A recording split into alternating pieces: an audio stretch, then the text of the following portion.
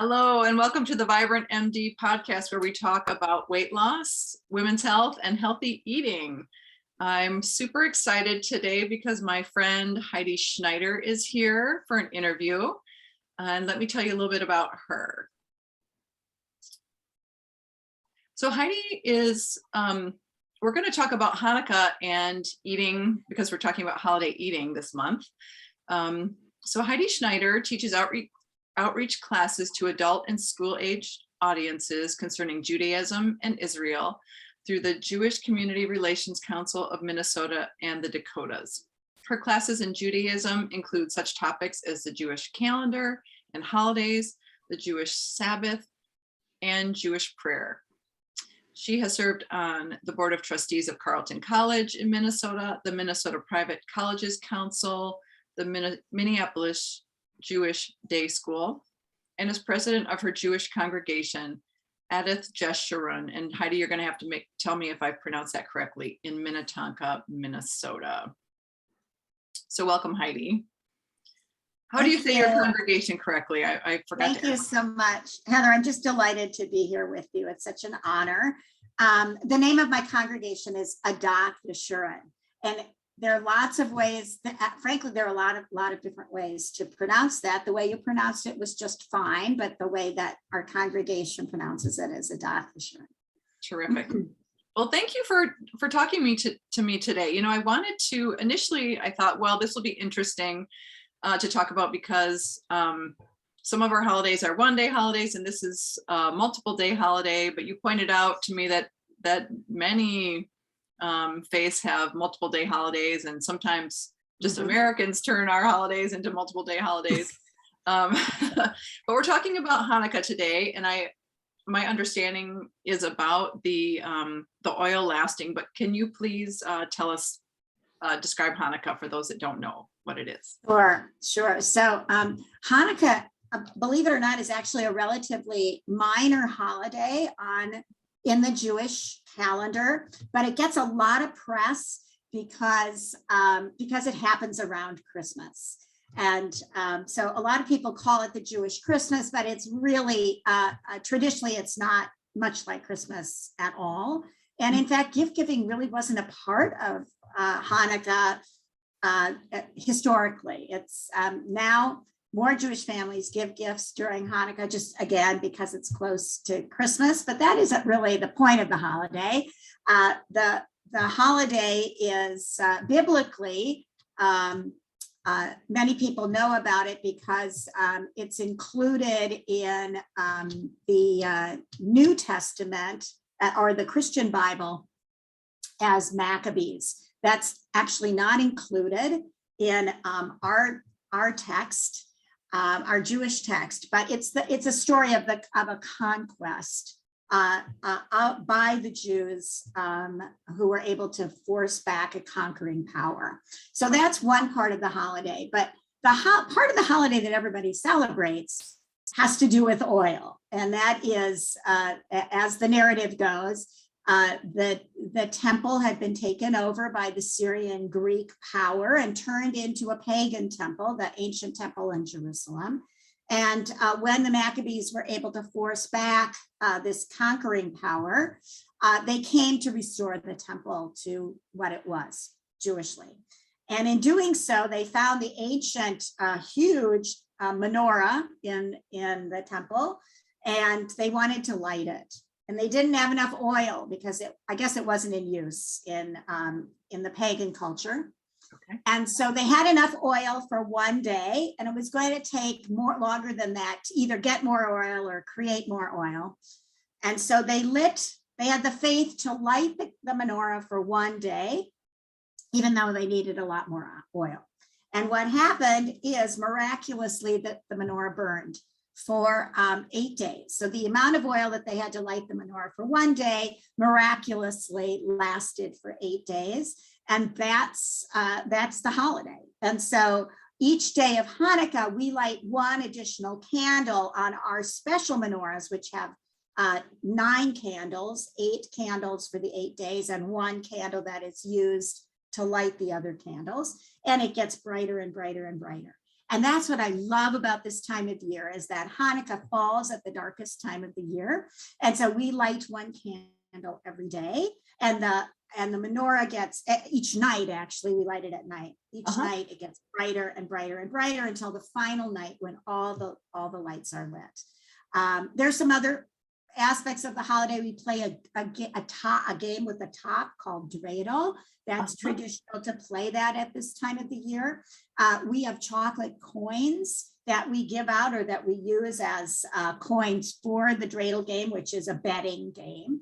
It's a little gambling game. So those are some of the traditional things that happen in addition to food, which I know we're going to cover more of. Yeah, I love that. You're right. At where we live in Minnesota, the sun is down at 4:30 now. Yes. So what a beautiful time to have candles and getting brighter all week. I love that. Well, the thing I found fascinating that you told me about Hanukkah is that I was asking you about the traditional foods, and you said that because it's about the oil lasting, that the food is about oil and fried foods. It's a fried food holiday. I mean, honestly, how fun is that? Yeah. It's like super fun to have a fried food holiday. And yet, if you're at all concerned about happy and healthy eating, this is not your holiday. Okay. It's not an easy holiday. Yeah, because so many people, it's funny because you look at different ways that people do healthy eating, or even different ways that people do weight loss, but everybody pretty much says, well, don't eat the fried food. But of course, we want to enjoy our holidays. And I know you have, I'd love to talk to you about we talked about a couple different days of eating that your family does traditionally, within your own family. And I'd like to just talk a little bit about those, because we want to enjoy our holidays. We want to enjoy our traditional foods, and we also want to eat healthy. And for a lot of us too, who are on a weight loss journey, we're thinking, can I just stay weight neutral through my holiday, so that you can enjoy it, but also, not feel like not feel bad at the end, that you haven't eaten how you wanted. So. Right. Anyway, I agree with you. I think the challenge of these multiple day holidays always is exactly that you really want to enjoy, you want to celebrate the holiday. You don't want to be in self-denial.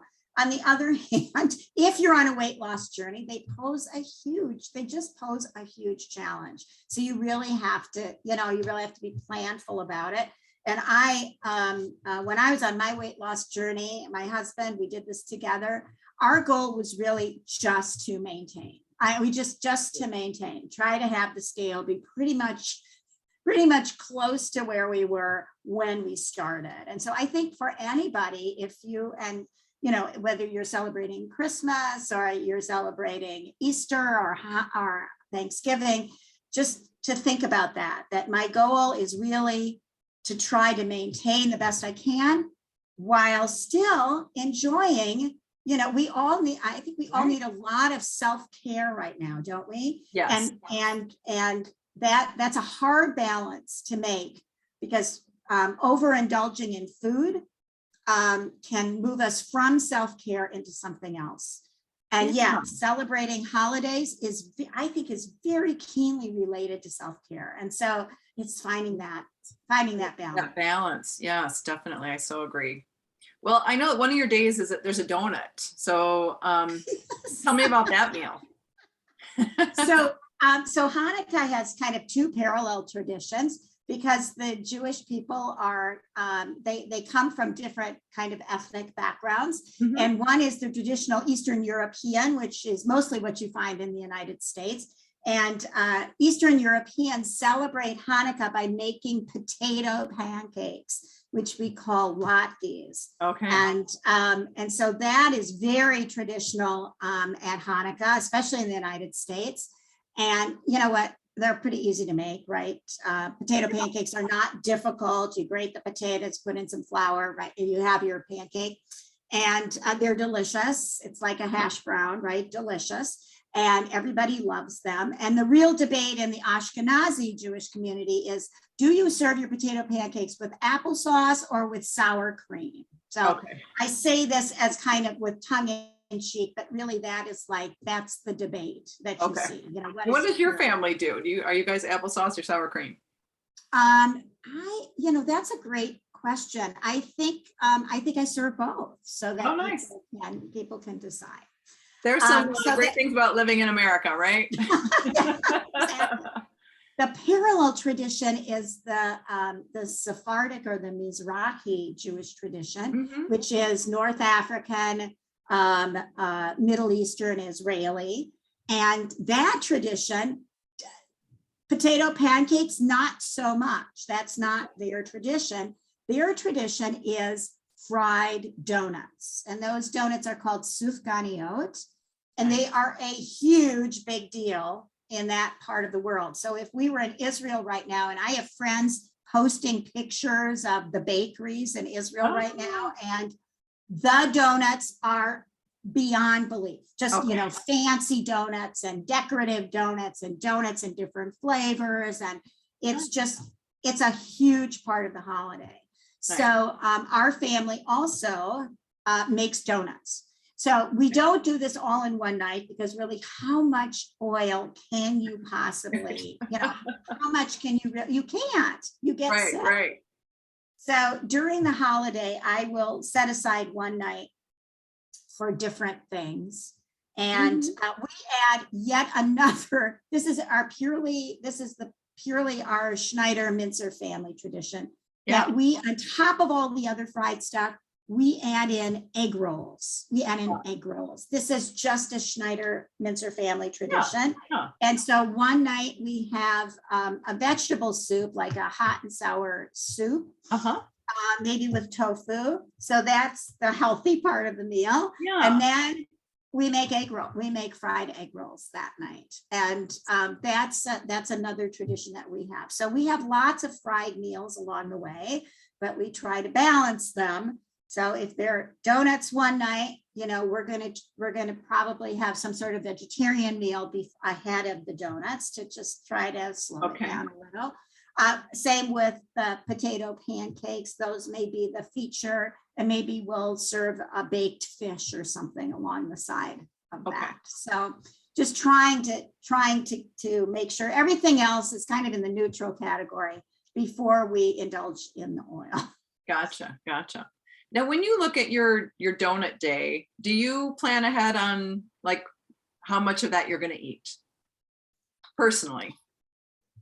That's such a great question. And I for sure, when I was on my weight loss journey, I did. I planned that I would have one donut, period. Okay. Would I say that that's true for everybody in my family? No, Sure. Not true. But part of what I try to do is really think about portion control.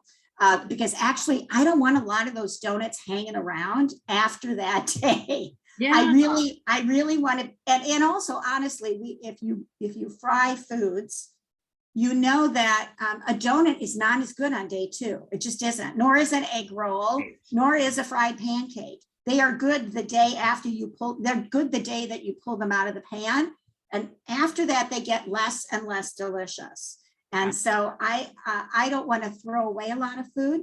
I also don't people eat donuts anytime. So it's just like no one, even an old donut, I know people in my family will eat. So I really, over the years, I've learned how much I can make of those things. So so really, the donuts are pretty much gone in 24 hours, and like a quarter of the recipe that is given to me. And it also depends how many people you have over. So if if it's just our intimate family that I'm making the donuts for, then I'm going to keep it small. If I have guests coming, it might be more. Sure. So now that you're on now that you're kind of on weight maintenance, have you thought about how many you want to have on donut day? How many donuts? Yeah, if I might think about 2, but really I think that would max it out for me for sure. I don't even think I can eat more than 2, honestly. Yeah. I just don't think I can do it. Now, the donuts that I make are not like the kind that you get at the bakery.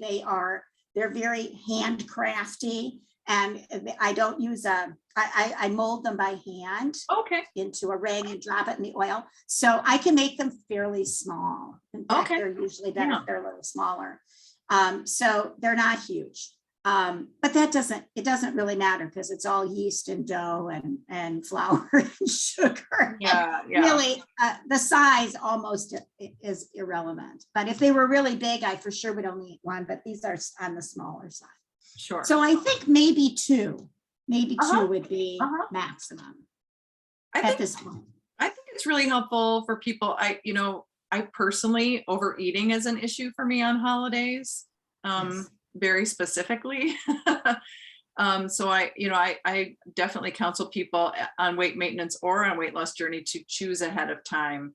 Write it down, have it picked out ahead of time, because then you really enjoy it. And when you're looking at, a third, when the third donut is sitting on the plate, you can think, I have already, I have chosen what I wanted to have, and I've had it and I've enjoyed it.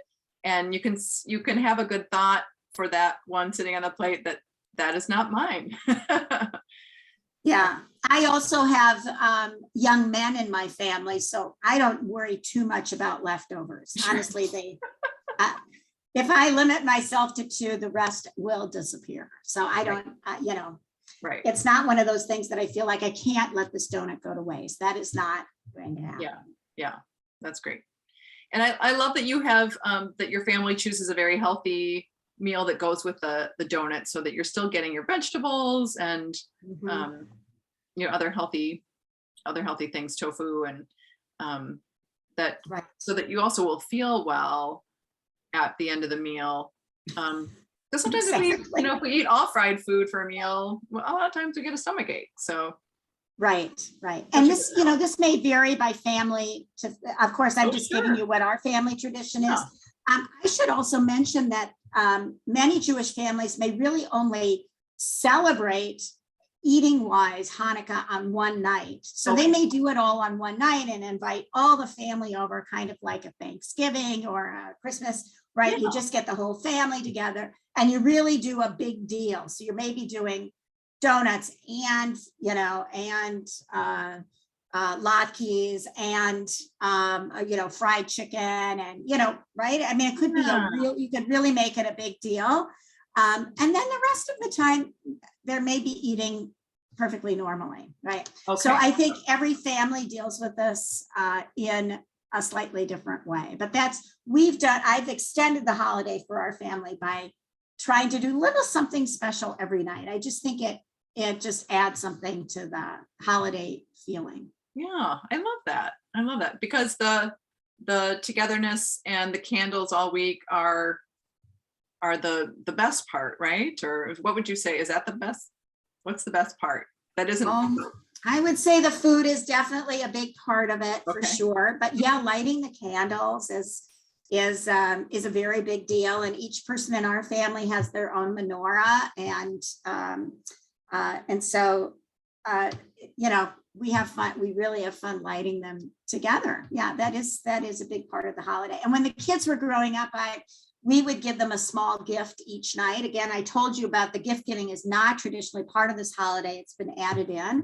And so is that a really American thing, or do you think that's it's very American? Okay, it's very, so maybe in North Africa, they're not doing gifts, or no, in Israel, they wouldn't be doing gifts at all. I don't know about South America and Europe. I don't know. I wouldn't surprise me if maybe gifts are given at that time, but for sure in the United States, it's very, very common. Okay. And in Canada, I think.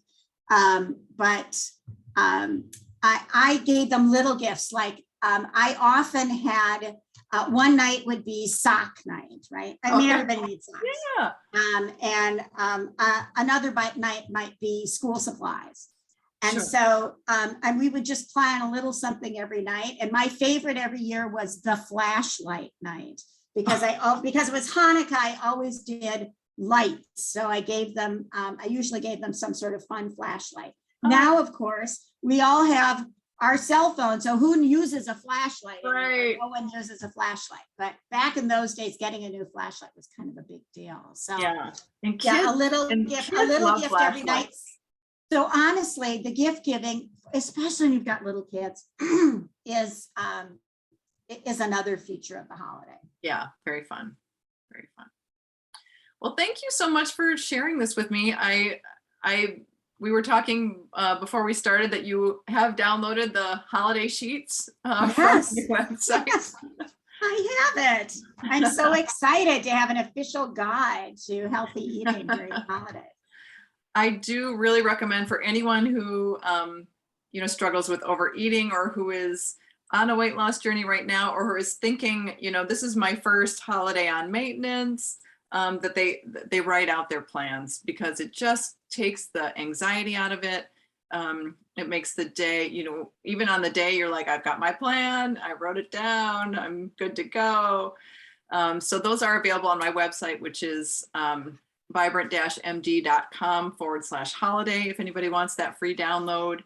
I've just found that to be really powerful. I've been posting about my written out plans for Turkey Day this week.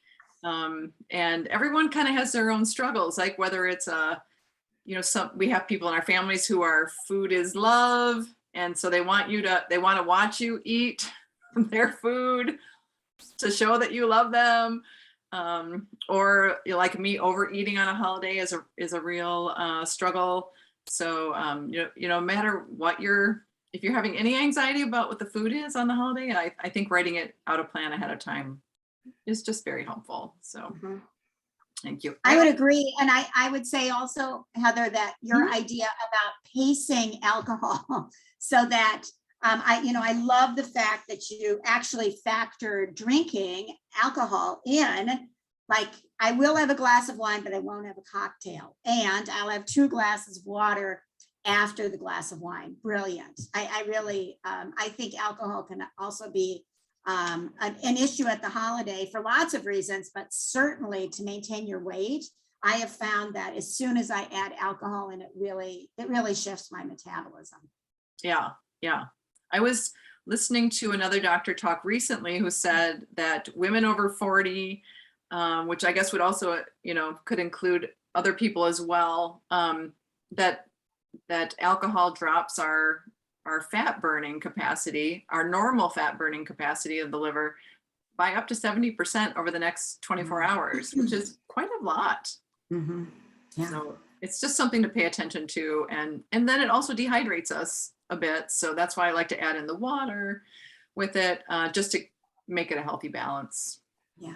Yeah. It's a good idea. Tell me, what alcohol is involved with Hanukkah? Or is there a general thing, or is it really family? No, I wouldn't say that there is I'm trying to think. Wine is often a part of Jewish festivities, and we have a special blessing that we say over wine, so it's very much included. But I actually will tell you that I wouldn't say that alcohol is a big part of our Hanukkah celebration. Okay. But Thanksgiving, yes. Yes, we always have a glass of wine at Thanksgiving. And this year, Thanksgiving and Hanukkah are aligning with one another. So it's a lot of good eating happening one day after another. Right, because Hanukkah's the week after, correct? It starts Sunday night. Yeah, so you're just about done with your Thanksgiving leftovers when you get to ramp up for Hanukkah this year. It varies, by the way, it varies from year to year, but this year Hanukkah is closer to Thanksgiving than to Christmas. Right. Okay, that's so interesting. Thank you so much. I do want to talk about, now Heidi and I know each other because we're both writers and in the same writing group. That's how we met. And Heidi has just been a part of a new book called Her Path Forward, 21 Stories of Transformation and Inspiration. And she has a super inspiring story in this book. And the other cool thing about this book is that it's from Publish Her Press, which is a new female-founded indie publisher dedicated to supporting women authors. So, and they are available at publishherpress.com. And where can people find the book if they're interested in reading about these? Yeah, it's available on Amazon right now. Great. So yeah, you can just put her path forward in, and thank you very much for talking about that. I was very honored to be a part of this project. This is the first book that this press has published, and I found out that they just have published a cookbook by another woman author, so that just came out. So they've got a lot of interesting work coming up. Very nice, very nice. And the stories are amazing, really, in here, and I love yours especially. Thank you, Heather. Well, thank you very much for talking with me today. It's a super interesting holiday as far as food goes. I mean, I know it's an interesting holiday in and of itself, but our food traditions are fascinating. So yes. Thank you again. Yeah, and thank you for talking to me about this one, which is perhaps the most challenging of all the Jewish holidays. So I'm delighted to chat with you about it. Thank you, Heather. Thank you. All right.